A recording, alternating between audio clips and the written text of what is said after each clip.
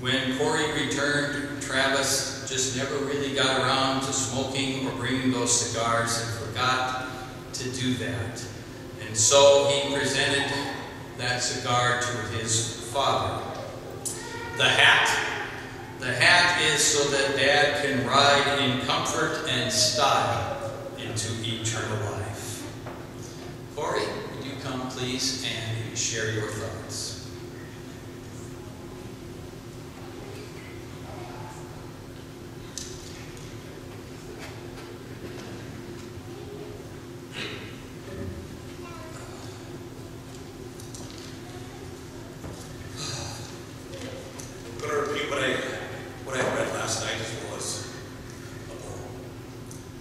The job of a father to guide his sons, to make men out of boys.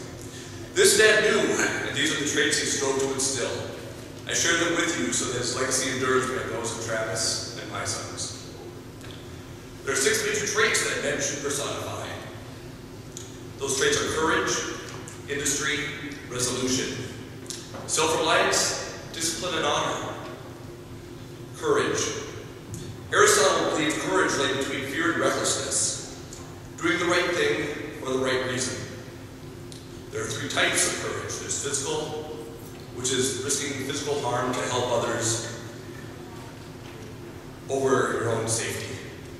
Intellectual, willingly facing persecution in defense of his ideals. This would be the type that Gandhi had. And moral, the determination to do what's right, regardless of the cost to oneself.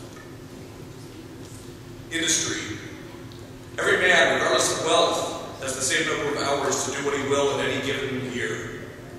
Industry and time are the great equalizers amongst men. What can we look back on when life reaches its end? Dad chose to be a mentor to several young men.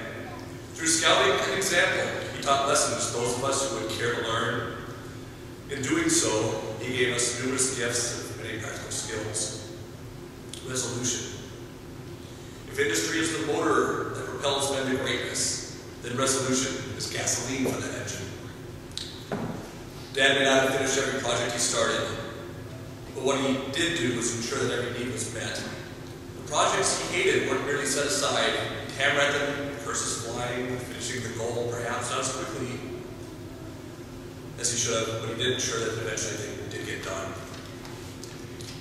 Self-reliance. The cowboy, the frontiersman, the pioneer. These images resonate with Western men. They represent an ideal of who we strive to become. No one may claim Ray lacked in this department. From fixing a car to wiring a home, he had the knowledge and skill set needed to do nearly any project that came along. Discipline. Author Sam Keen called this energy the fire in our belly. Plato called it thumos, or manly spiritedness. Dad believed in working to live, not living to work. In doing so, he and Mom ensured that they lived a life below what they could afford. This discipline ensured that they could enjoy their time off without being stuck at home. There were many trips across country, Alaska to Texas, East Coast to West. Honor. John Wayne, my dad's personal hero, stated, "A man's gotta have a code, a creed to live by, no matter his job." A man of honor is loyal, faithful, and true. Well, everyone has each of these traits to one degree or another. Dad had honor in spades. If he promised something, his word was his bond. He stood by us regardless of our failures. There was no doubt that he loved us. He wasn't a man of a lot of words. But though he didn't say a whole lot, he strove to be an example for us to follow. An honest man, I don't know that I've ever heard him lie. If he was crossed, you knew it. There was no middle ground. Things were right and they were wrong. Glory. This is from Hemval, which in ancient Greece, in ancient Scandinavian cultures refers to sayings of the High One. never thought that Odin laid these laws down. And this speaks to honor. Cattle die, kindred die, every man is mortal. But the good name never dies of one who has done well. Cattle die, kindred die.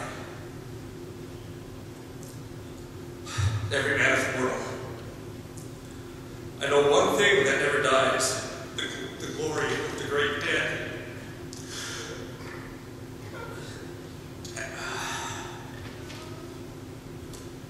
Dad lived one of these. And now, the Psalm of Life by Henry Wadsworth Longfellow. What the heart of the young man said to the psalmist, "Tell me not in mournful numbers, life is but an empty dream. For the soul is dead that slumbers, and things are not what they seem. Life is real, life is earnest, and the grave is not the goal. Dust thou art, to dust returneth, that was spoken of the soul.